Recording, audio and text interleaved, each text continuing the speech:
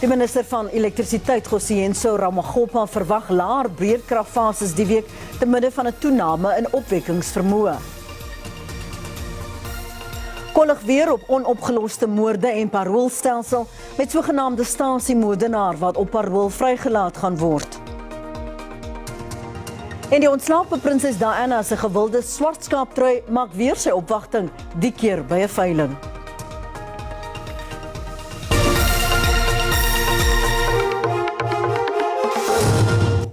Goeienaand en baie welkom by die nuus in Afrikaans.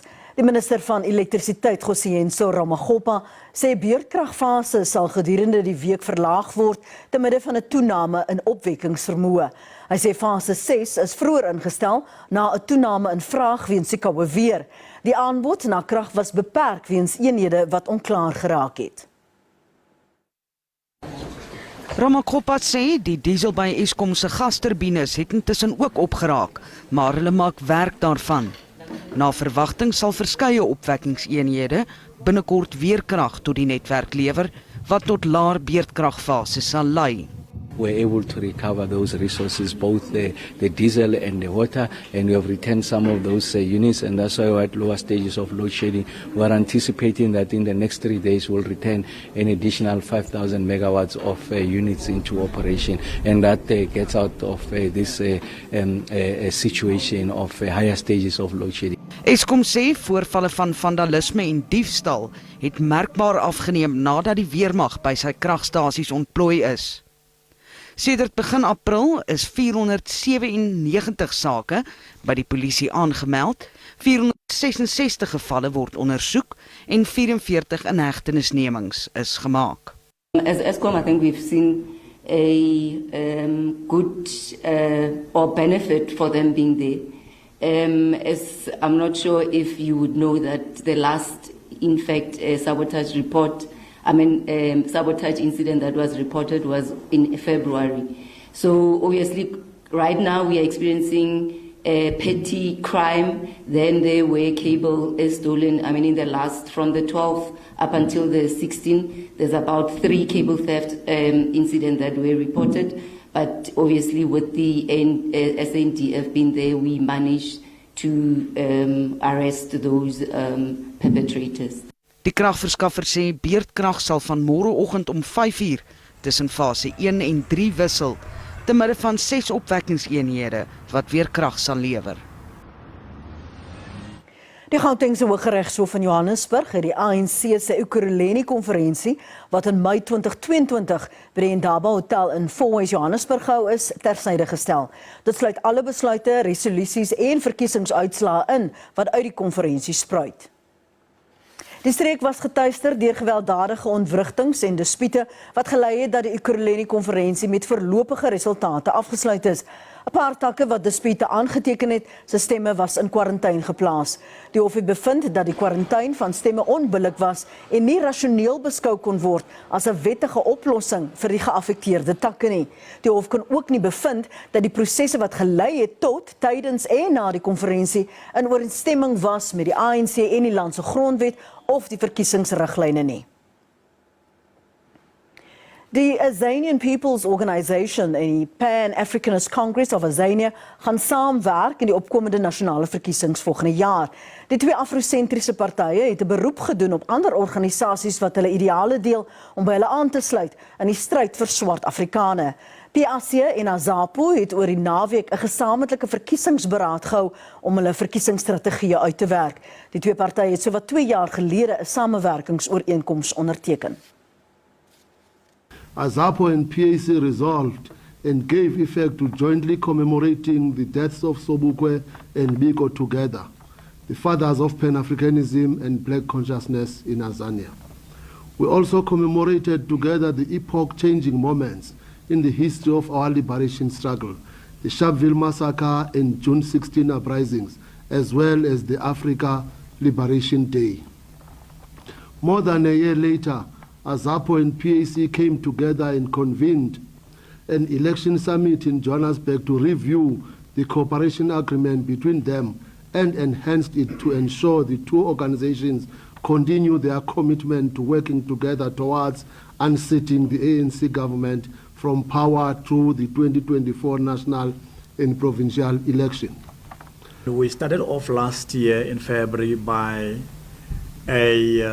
forming a cooperation together. And then we've been working together ever since. And then we did that to be able to understand one another because we are coming from slightly two different platforms, institutionally speaking. So out of that process, we're able to understand one another even much better. And then we have since come together and said, why don't we catapult this relationship to a higher level?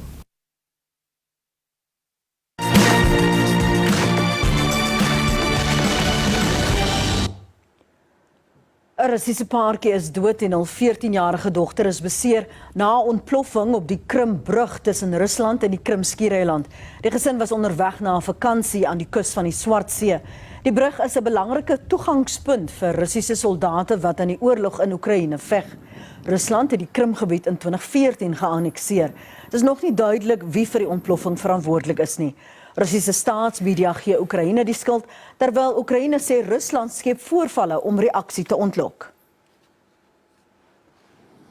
Rusland het intussen bevestig dat hy nie meer gaan deelneem aan die Swartsee graanooreenkoms met Oekraïne nie. Die ooreenkoms wat vandag verval het dit moontlik gemaak vir Oekraïne om steeds graan uit te voer vanuit sy hawens aan die suide van die land. Die ooreenkoms is destyds deur die Verenigde Nasies en Turkye bemiddel en is onderteken ter wille van voedselsekerheid. Rusland het voorheen gedreig om kop uit te trek indien sy eie uitdagings soos die verbod op die invoer van Russiese graan en bemesting nie uit die weg geruim word nie. In Skotland het meer as 50 dooie loodwalvisse op die Isle of Lewis strand uitgespoel. Pogings om sowat 'n dosyn walvisse weer in die water vry te laat was onsuksesvol. Reddingswerkers het besluit om die diere van hul lot te verlos. Altesaam 55 walvisse het gesterf met slegs 1 wat oorleef het. Daar word vermoed dat die walvisse gestrand het nadat 1 komplikasies tydens geboorte ervaar het. Net hierna die kollig weer op onopgeloste moorde en paroolstelsel met sogenaamde stasiemoordenaar wat op parool vrygelaat word. Dit en ander nuus bly by ons.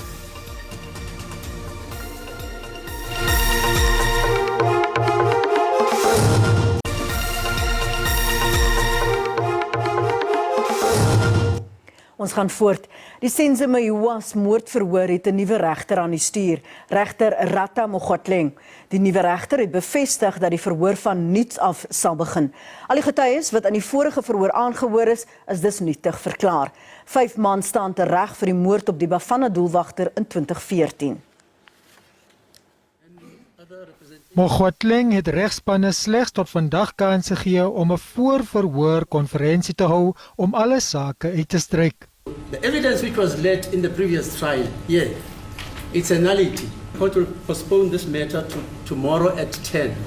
Die verdedigingsregspan het ook Legal Aid genader om hom vir die res van die verrigtinge te betaal, aangesien die verhoor van vooraf begin. Die suster van Senzo-Mayiwa se destydse meisie Kelly Kumalo, Zandi Kumalo, was sedert die laaste verhoor nog in die getuiebank. Sy sal waarskynlik haar getuienis opnuut lewer. Die vergrootglas is weer op die land se onopgeloste moorde en paroolstelsel geplaas nadat parool aan die sogenaamde stasiemoordenaar toegestaan is. Norman Afswal Simons, 'n voormalige onderwyser van Mitchells Plain, is van 22 moorde aangekla nadat die lyke van jong seuns tussen 1986 en 94 in vlakgrafte reg oor die Kaapse vlakte gevind is. In 1995 is hy slegs vir die moord op die 10-jarige Elroy van Rooyen skuldig bevind. Hy het 28 jaar van sy lewenslange vonnis uitgedien en sal na verwagting later die week op parool vrygelaat word. Dit is bykans 30 jaar na die vlaag van kindermoorde op die Kaapse vlakte. Steeds is daar meer vrae as antwoorde. Simons is destyds net aan een van die moorde skuldig bevind. Die vraag word nou gevra of die polisie en die regstelsel die families van die 21 ander vermoorde seuns in die steek gelaat het. Elroy's brother is really, and the family in the broader family is also not coping with the news that this guy will be released. So we want to stand here and say that although the decision has been taken, we are opposed to that decision. And that decision was not in the best interest of the victim's family and the community as a whole. Owerhede het in Mitchells Plain tydens 'n gemeenskapsvergadering oor Simon se vrylating hulself verbind tot voortgesette ondersoeke. We will make sure that when it happens whereby evidence do not lead us to such a fashion that the investigation can proceed, it doesn't necessarily mean that that case will be closed permanently. No. The investigation will proceed. Any information by the community will be evaluated and it will also be investigated. And then the process, the normal process of investigation will follow up until the next level where the case have to be brought before court. Colonel Roux has, in the meantime, he's the head of detectives here in Mitchells Plain. He has done exceptional work to try and trace all of these people, trace all of these dockets, because remember these dockets were all over the precincts and the districts. So he has done that. He's sitting with those dockets, and he will engage family members so that we can actually go through them to each and every one of their cases, and not to hear the stories on the street, but what is actually recorded. Maar sommige gemeenskapsleiers meen dat geregtigheid vir die families vir dekades ontken is. Hulle eis verskerpte ondersoeke na die onopgeloste moorde. Ja, daar is baie mense in die gemeenskap wat nog altyd glo dat hy onskuldig is, dat hy nie die persoon is wat enige van die moorde gepleeg het nie. Maar hy was nou skuldig gevind van die een saak en die gemeenskap voel dat hy die ander moorde ook gepleeg het, maar hy deserve a fair trial. Hy moet gecharged word vir daai cases, en as hy onskuldig is, dan moet hy vrygelaat word, you know. Inwoners van Kaapstad het gemengde gevoelens oor Simon se parool. Alle geëen se kans. Hy moet probeer om beter te doen. As hy uitkom, probeer om die beste te doen by the community. If really prisons were doing their job, I think everyone is eligible for that. But because we live in a broken society and a broken country, it becomes a challenge and it becomes a problem, because you never know about or that person really is rehabilitated. Hy het straf gekry vir een kind se lewe. En hy het lyf gekry. Nou wat beteken lyf? Lyf means, dit beteken hy moet dan daar bly tot wanneer hy mos nou regtig sy lewe omgesit het in die tronken. Ja. Vanessa Puna, Afrikaans Nuus, Kaapstad.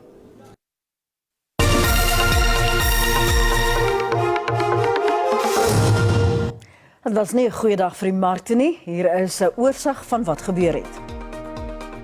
Die rand het in die sluiting van die JSE om 5:00 vanmiddag swakker vertoon teen die vernaamste geldeenhede. Die JSE se indeks van alle aandele het gedaal. Die goud en platinumprys was teen die sluiting van die JSE laer en Brent-olie is ook goedkoper. Dit nadat China se ekonomiese groei van 6,3% 1% swakker is as wat verwag is. Op die JSE-termynmark het die prys van landbougewasse vir lewering in September gestyg. Witmielies kos R3.658 per ton, R150 meer. Koring is R7 per ton duurder en kos nou R6.119.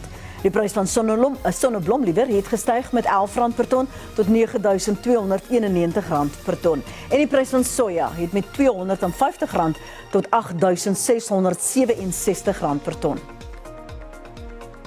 Die sportnuus net hierna, maar die ontslape prinses Diana se gewilde swartskaap trui maak weer sy opwagting, die keer by 'n veiling. Bly ingeskakel.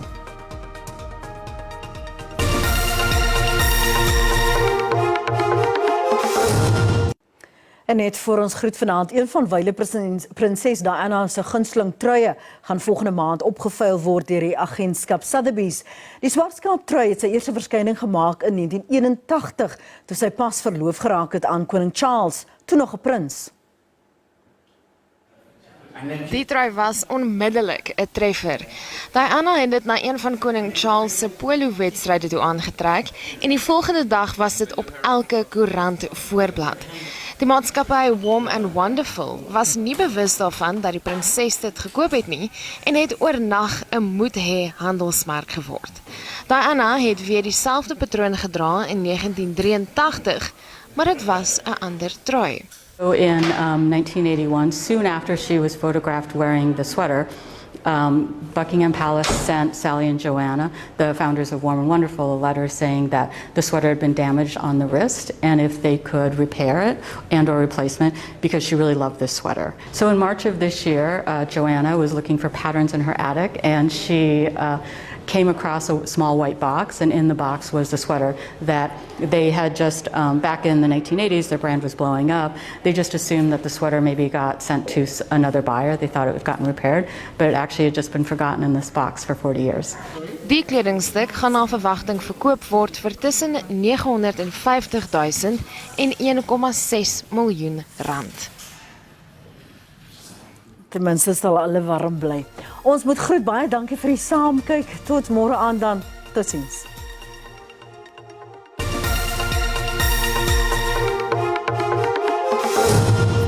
Goeienaand en baie welkom. Kom ons kyk wat die weer vir ons inhou. Wat vandag aanbetref wolklose toestande oor die grootste gedeelte van die land met met 'n fris wind wat verwag kan word in die binneland asook aan die kus. Wat môre aanbetref, 'n koue front beweeg deur oor die Weskus. Daar is ook 'n 60% kans van reën wat verwag word aan die Weskaap. En ons 'n waarskuwing wat uitgereik word deur die Afrikaanse weerdiens met 'n weggolfveldbrand in die Ooskaap en dit strek deur in dele van die Noord-Kaap. Rowwe see toestande kan ook verwag word aan die Suidkus. Ons minimum en maksimum temperature 'n sonnige dag kan verwag word in Gauteng. Pretoria se maksimum daar is 24, Johannesburg 23 en Vereniging 22. Dan beweeg ons oor na Limpopo, 'n warme dag in hierdie provinsie. Messina se maksimum daar is 28, Polokwane met 'n minimum van 5 en 'n maksimum van 25. Bella het ook 'n maksimum van 28. Mpumalanga koel tot warm, 'n baie warme dag in noordoostelike dele. Skukuza bereik 'n maksimum van 31, Sekunda het 'n minimum van 1 met 'n maksimum van 22. Standerton se maksimum is ook 22. In die kus en dan kus langs 'n sonnige dag in KwaZulu-Natal, asook warm. Pietermaritzburg bereik 'n maksimum van 28, Ulundi 29. Durban het 'n minimum van 13 met 'n maksimum 26. In die Oos-Kaap gedeeltelik bewolk en 'n bewolkte dag in Gqeberha met 'n maksimum van 21, Graafrenet het 'n maksimum van 24. Asook Somerset, Oos-Wollomo is 'n minimum 6 met 'n maksimum van 19. Dan beweeg ons na die Weskaap. 'n warme dag kan ook verkoel tot warm in hierdie provinsie, Beaufort Wes 23, Vredendal en Killen-William se maksimum is 18. Dan Kaapstad met 'n minimum van 12 en 'n maksimum 15. In die Noord-Kaap bewolkte toestand in die westelike deel van hierdie provinsie. Koud oornag, Sutherland se minimum daar is bereik vriespunt met 'n maksimum 14. 'n warme dag in Appington met 'n maksimum van 27.